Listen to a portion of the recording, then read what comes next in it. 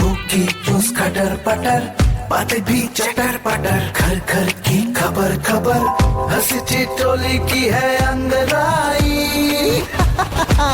Radio Raju भाई, radio Raju भाई, radio Raju भाई, राज मिस्त्री का अपना रेडियो। आ गए हम आपके दोस्त राजू भाई लेकर आज का शो रेडियो राजू भाई, राज मिस्त्री का अपना radio, powered by UltraTech cement, देश का नंबर 1 सीमेंट। दोस्तों, नहीं करेंगे हम अपना और प्रचार, क्योंकि सुनाने जा रहे हैं आज का विचार। दलाई लामा जी कहते हैं, तुम्हारा उद्देश्य किसी दूसरे से अच्छा होना नहीं, बल्कि जैसे तुम पहले थे उससे अच्छा होना चाहिए। दोस्तों, अगर हम खुद को गौर से देखेंगे तो हमें रोज इस बात का एहसास होता रहेगा कि हमें खुद में कितने बदलाव की जरूरत है। हम अपने आप में बहुत से मामलों में खुद को और बेहतर बना सकते हैं। तो चलिए दोस्तों, आगे बढ़ते हैं शो में। और आज शो में दिल की बात तो करूंगा ही, लेकिन दिल की बात दरअसल आज मैं आपको कोई जानकारी देकर करने वाला हूं। दोस्तों, मैंने अक्सर देखा है कि लोग जब बड़ी मूर्तियों के बारे में बात करते हैं तो उनके मुंह से स्टैचू ऑफ लिबर्टी का ही नाम निकलता है, जो अमेरिका में है। लेकिन ऐसा नहीं है कि हमारा भारत इस मामले में किसी भी देश से कम है। आज मैं आपको बताने वाला हूँ भारत में ऐसी कौन कौन सी मूर्तियां हैं जो विश्व प्रसिद्ध हैं, पूरी दुनिया में मशहूर हैं। भारत के 5 स्टैचू जिनकी भव्यता देखकर हर कोई होता है हैरान। आइए यहाँ हम आपको बताते हैं कि भारत के इन शानदार स्टैचूज कौन कौन से हैं। इंडिया अपनी सांस्कृतिक विविधता, भौगोलिक विविधता व अनेकता में एकता जैसी विशेषताओं के लिए ही विश्व में जानी जाती है। भारत में कई ऐसी चीजें मौजूद हैं जो उसे दूसरे देशों से स्पेशल बनाती है। यहाँ कई अन्य देशों के लोग घूमने के लिए आते हैं। इंडिया में कई ऐतिहासिक स्मारक स्थित हैं। सबसे खास बात तो भारत की यह है कि दुनिया के 7 अजूबों में से एक ताजमहल भी यहीं स्थित है। तो चलिए मैं आपको भारत के उन स्टैचूज के बारे में बताता हूँ जो दुनिया भर में फेमस है। नंबर 1 पे आती है statue of unity, Gujarat. Bharat की फेमस स्टैचू में से एक स्टैचू ऑफ यूनिटी है। यह स्टैचू भारत के प्रथम उप प्रधानमंत्री तथा प्रथम गृह मंत्री वल्लभ भाई पटेल को समर्पित किया गया है। यह स्टैचू विश्व का सबसे बड़ा स्टैचू है। इसके निर्माण से पहले चीन में स्थित स्प्रिंग टेम्पल बुद्धा को सबसे बड़ी मूर्ति कहा जाता था। भारत के इस स्टैचू को लगभग 33 महीनों में बनाकर तैयार किया गया था। आपको बता दें कि इसकी ऊंचाई 522 फीट यानी कि 182 मीटर है और इसका कुल वजन 1700 टन है। यह स्टैचू सरदार सरोवर बांध से 3.2 किलोमीटर दूर साधु बेट नामक स्थान पर स्थित है।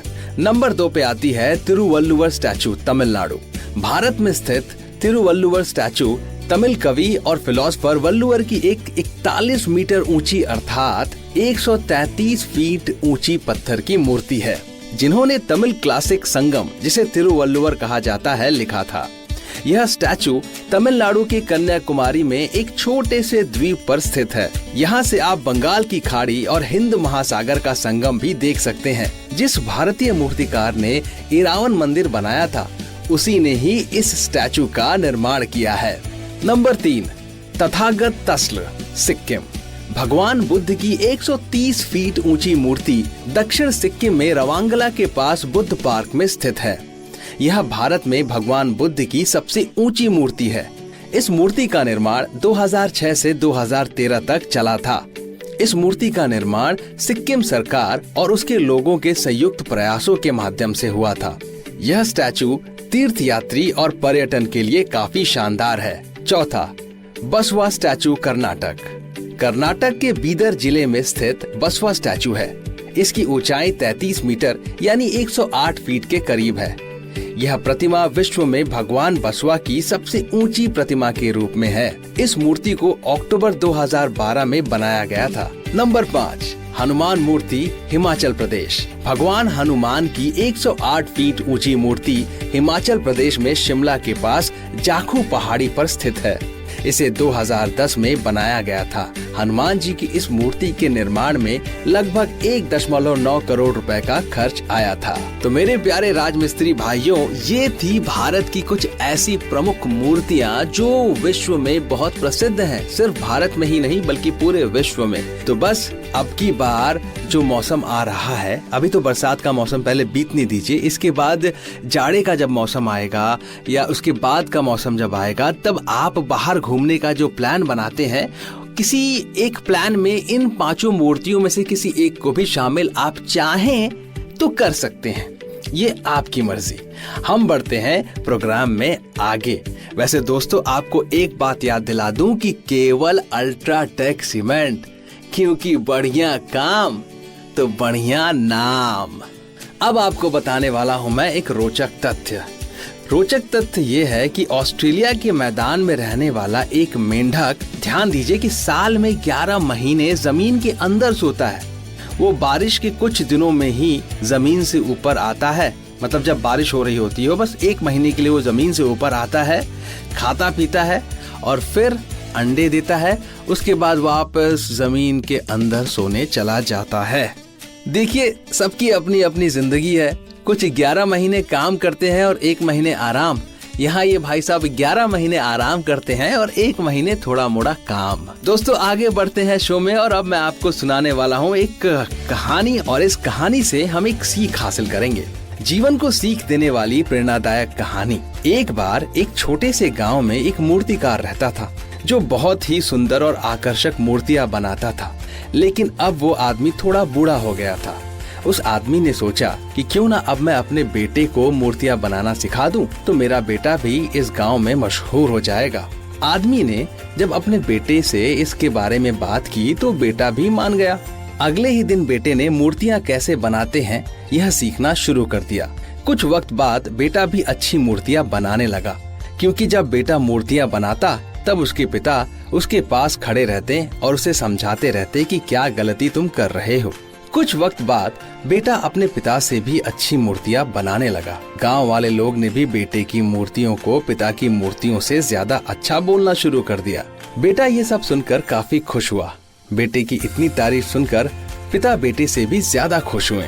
लेकिन अब बेटे की बनाई हुई मूर्तियों में पिता ने जब बेटे को उसकी गलती बताई, तब बेटे ने अपने पिता से कहा, मैं आपसे कहीं ज्यादा अच्छी मूर्तियां बनाना जानता हूँ और मेरी मूर्तियों की कीमत तो आपकी बनाई हुई मूर्तियों से ज्यादा है।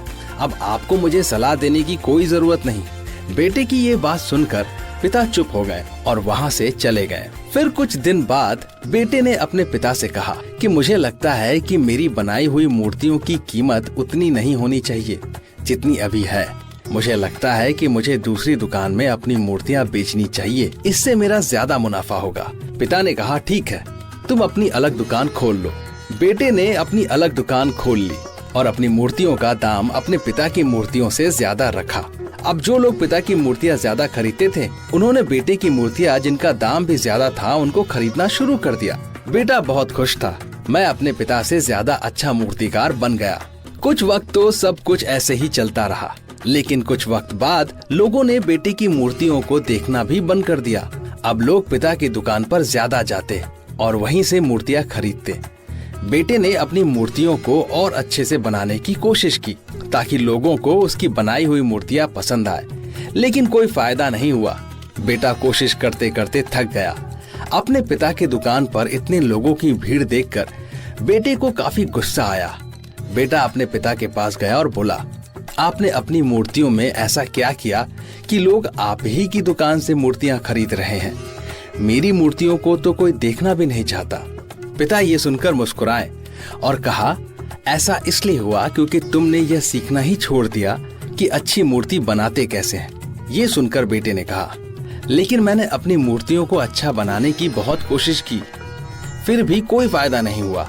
यह सुनकर पिता बोले, ऐसा इसलिए हुआ क्योंकि तुम्हें पता ही नहीं है कि तुम कहाँ गलती कर रहे हो। मैं तुम्हें जैसे मूर्तिकार बनाना चाहता था वैसे तुम बने ही नहीं, बल्कि थोड़ी सी तारीफ लोगों से सुन लेने पर तुम्हारे अंदर इतना घमंड आ गया कि तुमने अच्छी मूर्ति बनाना सीखा ही नहीं।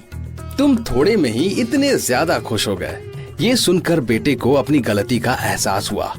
बेटा अपने पिता के पास वापस लौट आया और अच्छी मूर्ति कैसे बनाते हैं यह सीखना उसने फिर से शुरू कर दिया। तो दोस्तों, हमें इस कहानी से क्या सीख मिलती है? इस कहानी से हमने ये सीखा कि हम जो भी काम करते हैं हमें उस काम को हमेशा सीखते रहना चाहिए। फिर भले ही गलतियों से सीखो या फिर अनुभव से सीखो, लेकिन कभी भी अपने आप पर या अपने काम पर घमंड मत करो। मेरे राजमिस्त्री भाइयों, उम्मीद करता हूँ कि आपको आज का शो अच्छा लगा हो। बस इसी तरीके से हम हर रोज नए शो का सिलसिला जारी रखेंगे। आप लोग मस्त रहिए, खुश रहिए और व्यस्त रहिए। मैं लेता हूँ आप सभी से इजाजत। शुक्रिया दोस्तों।